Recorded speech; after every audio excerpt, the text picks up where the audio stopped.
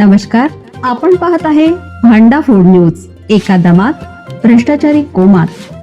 Social media, कर्जबाजारी, गुन्हेगारी, सट्टेबाजी, चोरी, मटका, जुगार, दारू, सावकारशाही, न्यायाच्या प्रतीक्षेत प्रशासन.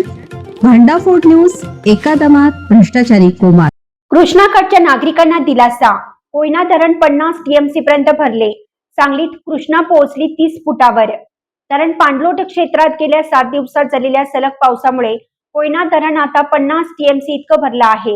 हा टप्पा गाठल्यामुळे जल अभ्यासकांसह कृष्णाकडच्या लोकांनी समाधान व्यक्त केले. त्याचवेळी कृष्णा नदीची सांगलीत आयर्विन पुलाजवळ पाणी पातळी सायंकाळी 5 वाजता 30 फुटापर्यंत पोहोचली होती. त्याचवेळी कृष्णा नदीची सांगलीत आयर्विन पुलाजवळ पाणी पातळी सायंकाळी 5 वाजता 30 फुटावर पोहोचली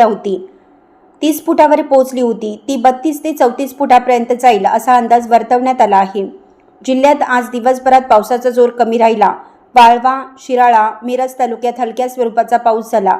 बुधवारी रात्री उशिरापर्यंत पावसाने तळ ठोकला. सकाळपासून मात्र अगदी तुरळक पाऊस झाला.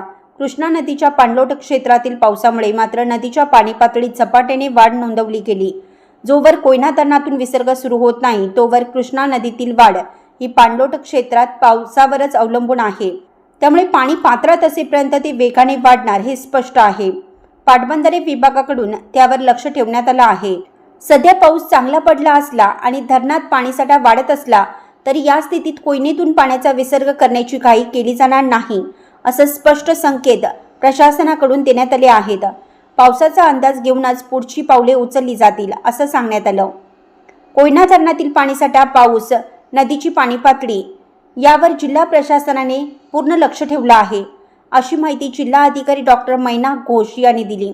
कृष्णा नदीच्या पाणी पातळीबाबत महापालिका आयुक्त आणि पाटबंधारे विभागाचे अधीक्षक अभियंता यांच्यासोबत चर्चा झाली.